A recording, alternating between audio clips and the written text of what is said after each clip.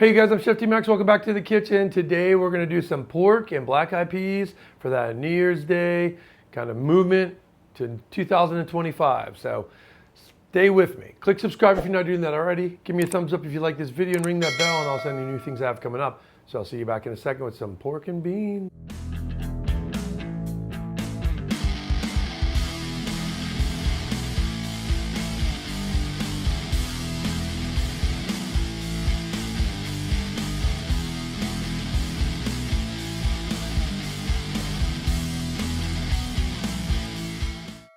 Okay guys, we're back. I've got some pork here. You can use pork ribs, you can use pork shoulder. I think any of that would work. Now what I want to do is I just want to cut this up small enough where when I saute it, there'll be little chunks of pork in there, okay? And this, it's super fatty, which is great. It's going to give beautiful flavor to this. Some people like to just use like a ham hock, which is also nice to do. You don't have to actually, you don't need to saute that up if you're using a smoked ham hock. Smoked ham hock with beans is beautiful. But today I'm not using that. But I do love that. I love that flavor. The actual ham hock smoked and cured like a little bit. It's really nice. So here I've got a pot where I'm going to sear my pork. And in there, I just put a little bit of oil. You won't need a lot of oil because this pork has got a lot of fat on there that's going to start to render off, and you're going to get a lot of fat on that. You can always skim this fat off. The fat's going to kind of simmer to the top when you're cooking, and then you can always scoop it off. So at the end of the day, it'll be a pretty lean. It'll be a pretty lean dish. It's just that it gets fatty in the beginning. So with that, I'm going to lay these pieces in here nice and flat around, you can see, right? So these big chunks, they'll shrink down as well. And as they cook for like an hour or two, they're going to fall apart, right? This takes about a good hour and a half probably to cook. So that pork's super tender. And the beans, we want those to be tender too, but we don't want to cook it fast.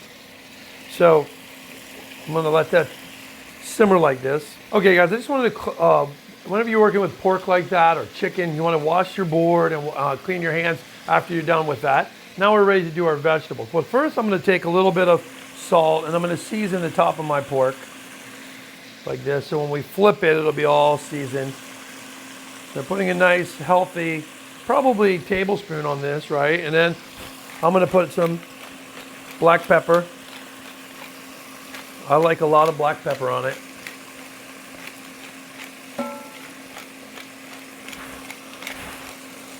I always have to blow the steam so the pepper grinder doesn't get the moisture on there, kind of from the steam coming up like this causes it to clump up in there. So I'm going to do that. And then I'm going to take some bay leaves too. I'll throw a few bay leaves in there. Probably like 5 bay leaves. I like that beautiful bay leaf flavor. And I've got some dried rosemary. Now you can use dried thyme. You don't have to use this at all. I just always have this and I like it. So it's probably a tablespoon of dried rosemary. Now, dried rosemary, you can either buy it, but a lot of you I'd suggest rosemary is one of those bushes that's really hard to kill. So you can buy one for like $8 or $10 from your local market and then just plant it outside. Or if you live inside, put it inside. It's a nice house plant. And as long as it has a little bit of sun, it does really well. And so I have a huge bush of that. And a lot of times it's overgrown and I have to cut it back. When I cut it back, I dry those in the oven. And then when they dry, not with the heat, but just a regular temperature of the oven, over 2 or 3 days of sitting in there, they get dehydrated and dry. And then you just pull it off and put it in a mason jar and it lasts forever. So definitely should make that. Thyme as well is another good one. Dried sage. Sage is one of those that's really powerful in flavor, just like rosemary. So you can't use a lot of it at one time. So the best is to just dry it and then you always have it when you need it. So I'm going to let this, while this is sauteing up, I'm going to talk about a couple of the other things that I like to put in there. Now first I have the black eyed peas. You can use a different pea if you want. But you know what, when New Year's is coming up, I always like to make a black eyed pea ahead of time so it's ready to go and ready to eat. Because usually during that Christmas week and New Year's Eve and New Year's Day, it's really busy time for partying, and you really don't want to cook as much. So I usually like to do it ahead of time. So let's get ahead of it this year, and you guys will be ready to have a little festive party on New Year's Day with some pork and beans. So I soak these overnight because I just do like the way that it absorbs like that moisture overnight. If you taste them, they're still raw, but they have cold water and moisture in them. So cover them with cold water, put them in the fridge, leave them in there overnight. Next day, drain them out, okay? And they're gonna be ready to go. So I've got some garlic I've sliced here. These are like 3 or 4 garlic cloves. I have like 2 carrots that I've diced up. You can see those right here as well. And then I have an onion. Let me show you how I cut this onion. So here we have the diced onion, okay? And I take basically 1 onion and I cut it in half. And then I want to cut it straight down like this, okay? Cutting an onion is the basic that we use for pretty much almost everything, right? And then I'm going to cut horizontally like this back. You guys see that, right? And then you go about 3/4 or a little bit more than 3/4. Now you're coming towards your fingers here, so you always want to make sure that you're going slow and you don't jam your knife into your finger. That's very important. So you go very slow and gentle. Then I come back this way and I cut straight down and I shave these beautiful dice of onion. You see that? Really nice, right? Beautiful dice. And then I get to this end piece, and then I'm just going to I'm going to chop that one way and chop it another to get almost a nice dice from that too. Okay, and then we're ready to go. So then I've got the other half of the onion here already diced up. These ones don't have to be perfect. Like sometimes if we're making this for a presentation of a dish where the onion is going to be raw, we make it really nice, small mince. I even cut more slices into it, both vertically and horizontally, and it makes a really nice mince. And you could practice that. Practicing your knife skills is always fun. Actually, there's sometimes when you're just making a chicken stock and you don't need to cut something nicely at all. It's a good time to practice your knife skills and do things like this, which is try to cook this or cut this onion really small and perfect. And if you don't, it doesn't matter because you're putting it in a stock, but it gives you that practice time. So you should practice that at home. Now, the other one that I like to put in here is a cachucho pepper or a seasoning pepper that we have down in the South.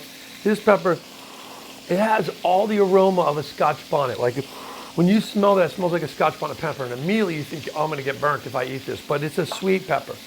And that's what I love about it. So you wanna cut right through the pepper like this, if you can find it. If you can't find this pepper, I would say use maybe 1 jalapeno and use like 1 green bell pepper, okay? But I'm just chopping it roughly like this. And it's gonna add incredible flavor, those seeds, everything. It's not gonna really add any spice. So this actual dish for me doesn't have any spice. If you put a little jalapeno in it might have a little spice to it, which will always be nice. Now let's check these out. Yeah, see how that's beautiful and golden like that? Get a little sear on these. That's perfect. And it's gonna give a little flavor to our pan here. I'm going to flip these over a little bit, and I'm going to give them a nice chance to saute on that side too. And this will give us a little bit of color. There you go. You see what these look like right there? They look beautiful, don't they? Okay, so I've got everything ready to kind of saute in here. I just want my pork to cook for about another 3 to 4 minutes. So we're going to let that happen. We're going to let this cook for about 2 to 3 more minutes on that side, and then we're going to add all of these items. But let me finish one more item for you while we're waiting. Okay, and that's going to be these beautiful greens. Now, you could use mustard greens, would be a classic for black-eyed peas, to have beautiful mustard greens in there. But if you're not a mustard green fan, you can use kale, and this is what I have. I have some beautiful kale here. Just some green curly kale. I've just washed it really good. And then what I'm gonna do is I'm just gonna chop it up like this, simply, right? You guys can see how simple this is, right? You're almost like chopping this thin strip of it. But then what I'll do is I'll go back the other direction and I'll chop it this way as well. right? And I do that, so what I end up with is more like a diced kale. And that diced kale is going to cook down in here over the next hour, super gentle, and become incredibly tender. So you don't have to worry about if you have a little bit of the heavy-duty leaf on there or stem on there, because that's going to cook and get super tender. And it's going to add a nice vegetable flavor to this. Now, while I'm talking and showing you that, we really don't have to take a time out because these are kind of ready to go, okay? That looks beautiful, the pork. And then at this point, I want to just add in my onions, okay? So I'm going to take every bit of onion I can out of that, okay? And every bit of carrot, and all of this garlic as well, okay? And then those peppers. Now, this, I'm just going to mix up like this so it can get cooking a little and sauteing these onions up a bit. The water that the onions release, that when they're in here like this, that hot temperature makes the onions sweat. And when they sweat and they let off water, which they're doing right now, you can see that water kind of gets on the bottom of the pan, and any bit of kind of that beautiful flavor, that pork, from this pork searing in this pan,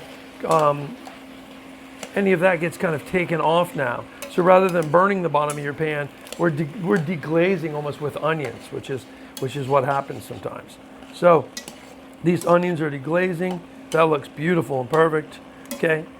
Now at this point, I'm going to take and I'm going to put my onions, not my onions. I'm going to put my beans in. Okay, and then I'm going to put all of these greens like this. I'm going to add the rest of this too. You can't have enough greens, you know, so. Okay, I'm going to do that. All this, like I said, has been washed already. So you just need to chop it. I like to chop it small enough where you can eat it with a spoon. That's really the objective. Sometimes if you leave like long, thin strands of it, even though it cooks for a long time, it still will maintain its shape, and there'll be this kind of long strands, and those long strands are hard to kind of break down. So with this, I'm going to put this on top like this, and it looks like too much, but that's going to cook way down, so we don't have to worry about it. Okay, now at this point, I'm going to add in my water. Now, if you wanted to add some wine in, you could add some wine in there too. White wine would be nice. I wouldn't add red wine; it's going to discolor it. But at this point, we're going to add enough water to come up to the top of this pot, and that's going to give us the ability to cook this down. And what I'm going to do is I have over here a lid. So I'm just going to put this lid on it, okay? And I'm going to let that come to a boil and steam for a second. I'm going to turn it down. Once it comes to a boil, you don't want it to boil. Let me explain the bean piece. The bean piece, these have already been hydrated with water overnight, right? So those beans are going to cook in that hour's time. They're going to cook super tender. But what we don't want them to do is cook too fast. If you boil them too fast, the skins break apart. They break apart. If you gently heat them and cook them gentle with this pork for an hour, hour and a half, they're going to be fully cooked inside, but you're not going to break the skin, and you're going to keep the integrity of the bean, which is what you're looking to do. So bring it to a boil, turn it down to the lightest simmer, and let that go for an hour, hour and a half. And I'll show you what that looks like when we're done. Okay guys, well, we're back. It's been about an hour and a half now, and look at this stew. Wow, it looks amazing, amazing. So what I'm going to do, you see how the beans are whole still? This is how you want them. Look, the pork is just cooked perfectly. And those big chunks that we thought were like really too big, you look at those now and you're going to see that they're just perfect, right? They're just the right size to kind of eat with a spoon. And that's the beauty of this dish. You don't need to have You don't need to have a fork and knife and cut this. This pork is going to be so tender it's falling off the bone. So I've got that here. Let me show you what this looks like, you guys. Look at that. incredible. Look at this pork. This pork is so tender, it's just falling apart. Okay, let me try it, right? Super hot. Wow, amazing. And look, take a look at these beans. See how these beans are still whole? They're not like all beat up and torn apart and blown out. They're just perfectly cooked. Super soft and tender. Really nice. And the broth that you get from this it's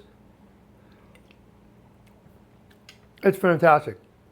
It's filled with the flavor of the kale, the onions, the garlic, the carrots, the pork juice, all of that melds up with the peppers that were in there, sucks into the pork and into the beans and makes an amazing dish. You're going to want to have this on New Year's Day. So cook it now, put it in a container, throw it in the freezer for a couple weeks if you want to as well. So it really freezes well. You pull it out, put it in a pot with a touch of water, lid on it, let it steam and come back together, and you're going to see it's going to be just as good as the first day you made it. So try it now. Let me know if you have any questions or comments, all right? And I'll see you back in the kitchen soon. I'm Chef Dean Mex.